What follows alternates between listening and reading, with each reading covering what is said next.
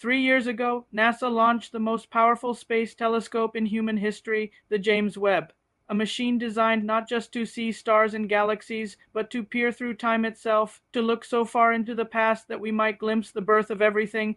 But no one, not even the most optimistic scientist, expected this, because Webb hasn't just captured distant galaxies or revealed baby stars in cosmic cradles. It has shattered timelines, exposed impossible structures, and uncovered objects that should not exist. Not yet. In fact, some shouldn't exist at all.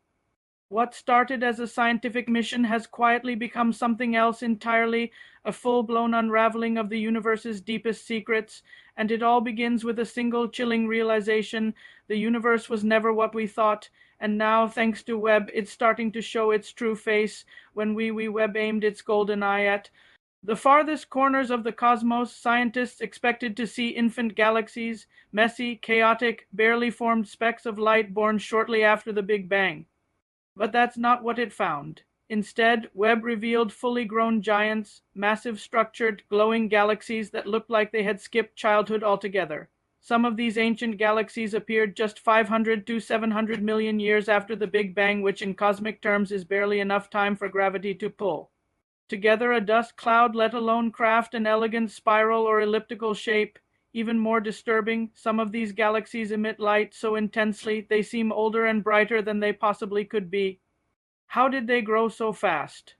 One theory points to hidden supermassive black holes in their cores whose violent radiation might make these galaxies appear deceptively large and bright. But the truth is, even with that explanation, the timeline doesn't add up.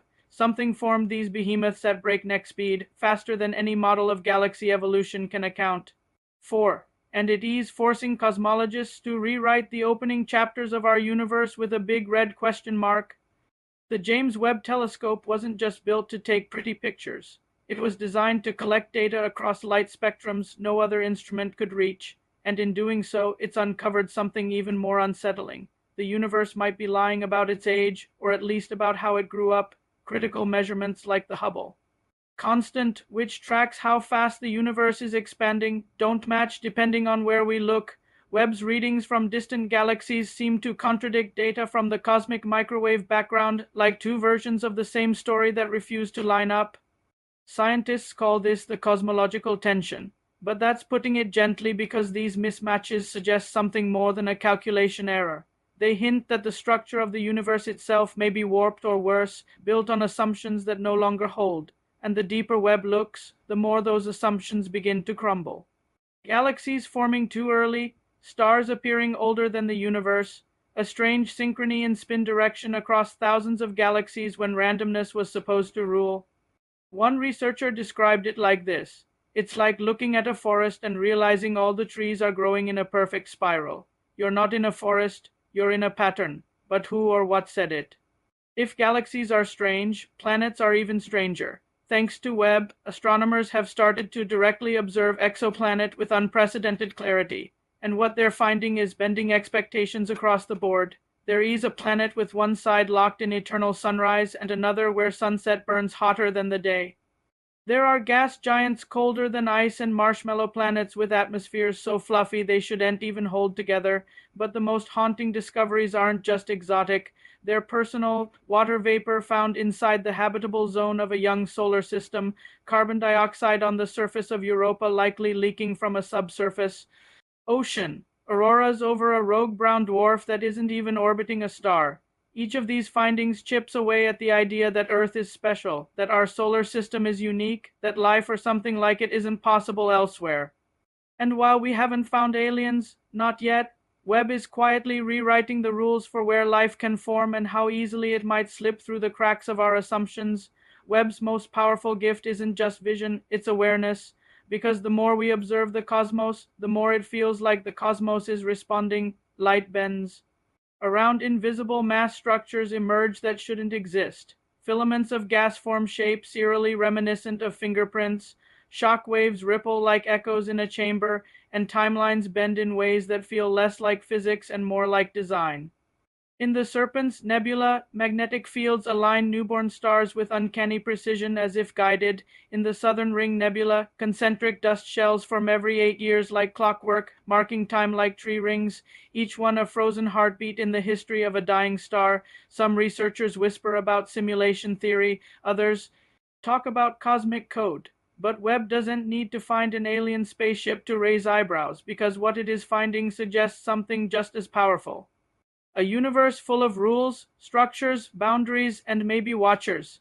And if that's true, then the scariest thing isn't what we see, it's what might be seeing us. Among Webb's most disorienting revelations is the appearance of stars that simply shouldn't be there. We're talking about stellar bodies so old, so chemically evolved that their mere presence defies the established timeline of the universe. Some of these stars glowing with heavy elements like iron and oxygen appear in galaxies that formed less than 400 million years after the Big Bang. But that's not enough time, not by a long shot, for stars to be born, die, explode as supernova, and then seed the universe with those elements. It's as if the timeline skipped a few chapters and jumped ahead, and if stars are forming with enriched chemistry before the universe even had time to make those ingredients, then the very chronology of cosmic evolution is in jeopardy. Some astrophysicists now suggest we may need to rethink not just the when, but the how of star formation. Others go further, proposing that cosmic time might not be linear at all, that maybe, just maybe, there are loops, folds, or echoes. If that's true, then Webb hasn't just discovered new stars. It has torn a hole in time itself.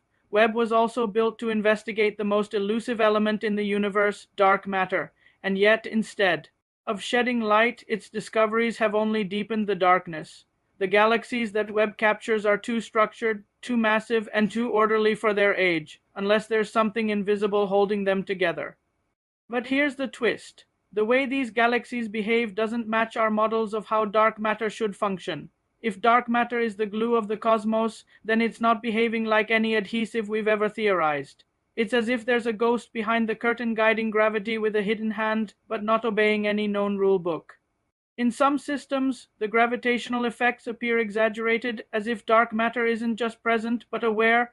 Could there be more than one type of dark matter? Could it interact in ways we haven't imagined?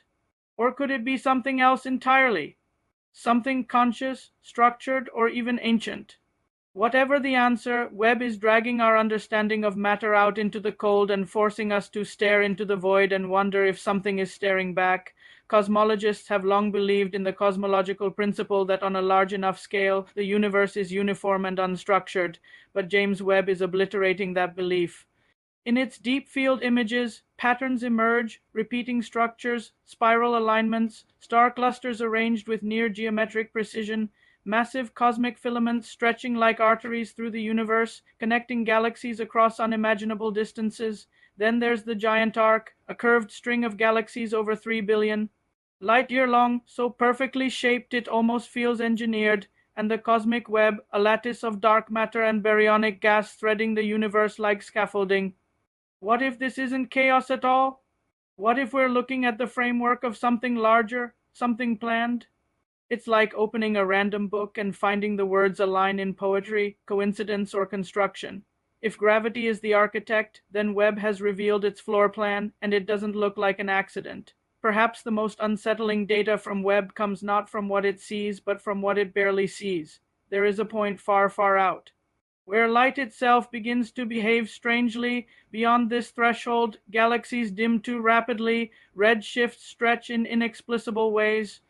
Time seems to lose consistency. Some call it the cosmological horizon, others call it the observable edge, but now a few daring theorists are calling it the rendered boundary. They suggest that we might be bumping into the very limits of physical reality itself, as if Webb is scraping against the walls of a simulation. One physicist likened it to a video game engine only rendering what the player can see. If so, Webb isn't just observing the universe, it's revealing the boundaries of its stage, and behind that stage, maybe nothing, or maybe the observer. Because the deeper we look, the more we realize the universe was never meant to be fully seen, and maybe, just maybe, it's starting to notice that we're watching. We built James Webb to reveal the origins of galaxies, to peer into the nursery of stars, to measure the breadth of exoplanet, but somewhere along the way we found something else, something we weren't quite ready for. Webb didn't just capture light, it exposed cracks in our story. It questioned the timeline of the cosmos. It found fingerprints where there should have been chaos. It showed us structures, patterns, alignments, and echoes. And maybe most disturbingly, it forced us to consider that the universe we thought we lived in might not be the real one, or at least not the only one, because Webb doesn't just look outward, it looks beneath the gas, the dust, the distance, and beneath the assumptions, and what it's beginning to uncover is not just a deeper universe, but a stranger one, one that might have been watching us long before we knew how to watch back. Maybe the reason the stars seemed silent for so long is because they were waiting. Waiting for us to build a telescope that could finally hear the question they've been whispering since the beginning of time. Not where are we, but are you ready to see what's really out there?